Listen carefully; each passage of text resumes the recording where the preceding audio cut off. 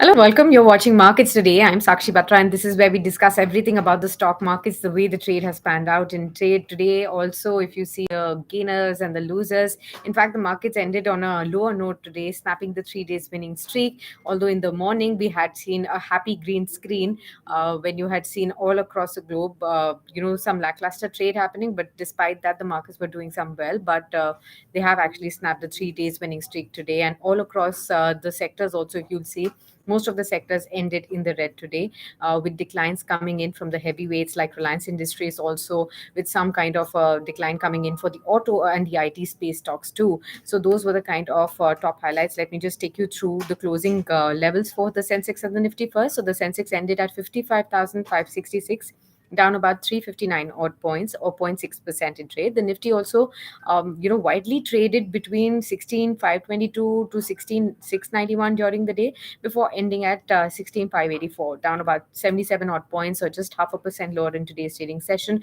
The broader markets, on the contrary, did well, better than the benchmarks. They rose about 0.5 and 0.7% respectively today. In terms of stocks, you had the oil and gas upstream companies that were doing well today. Say, for example, ONGC was up, Oil India was up in trade, of course, on the back of rise in crude oil prices yet again. M&M has been going strong. It was again up today, and the stock has become a four-digit stock now, over 1,000 rupees too. NTPC, Coal India, Power Grid, all up in trade. So the power stocks, the commodity stocks up in trade as well. SBI Life, Apollo Hospitals, JSW Steel, and Britannia, the other top gainers of the Nifty today, rising about 2 to 5 odd percent. On the downside, however, there was pressure seen on the pharma stocks like Sun Pharma, despite good earnings coming about, but weaker margins and weaker guidance is what something that dragged the sentiments for Sun Pharma today. Kotak Mahindra Bank, HDFC, SBI, Reliance Industries, and Shree Cement were the other stocks that were down in trade and dragged the overall indices today. Now, in terms of sectors, like I said, there were some sectors, it was a mixed trade that happened right there, with the Nifty Realty Index really climbing 2.2%, but the PSU Bank Index really falling the most at 1% in today's trading session. What happened to the currency market today? Well, the rupee slipped about 12%, 12 paise to close at 77.66, and as against the US dollar in today's trading session. Overall, if you talk about the market breadth, we saw about 1,700 stocks advancing, just about 1592 stocks declining. So it was not too wide a difference between the advances and declines ratio, but still the breadth remained in favor of the advances today. Now, the number of stocks that were at a 52-week high today were 73, whereas when you compare it with the 52-week low stocks, there were 55 of them that touched their 52-week low. However, 278 stocks touched their upper circuit. Number of stocks in the lower circuit were 232 as well. Some stocks, definitely came in focus, like Anupam Rasayan, Bajaj Consumer. These were the stocks that touched their 52-week low in today's trading session. On the other hand, you had M&M, HAL, both of them hitting the new 52-week highs in today's trading session as well.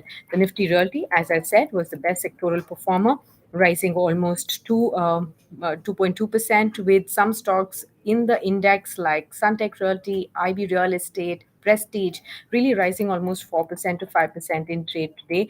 DLF, in fact, was seen declining in the index. What we also saw was Kotak Mahindra Bank and Sun Pharma as the top losers today, declining 2.5% in trade. Reliance Industries dragged the sentiment down 1.5%. 26.23 is what we saw Reliance Industries ending the stock in today's trading session at. But what led to this kind of a weaker move towards the end of the session? Well, it was some kind of nervousness right ahead of the Q4 GDP data and the FY22 GDP data that's likely to come out at 5:30 p.m. today. There's a wide expectation that the economy may expand at 8.7% odd in FY22, whereas the quarter four GDP number at about 4.1%, according to Reuters poll, would mean that the economy has in fact grown at the lowest pace in the last 1 year in this quarter as well, and that could be due to the weaker consumption coming in as well. So keep that in mind, and we'll keep you focused with everything that's happening around the economy and with the markets too. The GDP data, all of those updates also will be coming up. So do stay tuned onto Business Today TV. Thanks a lot for tuning in for now.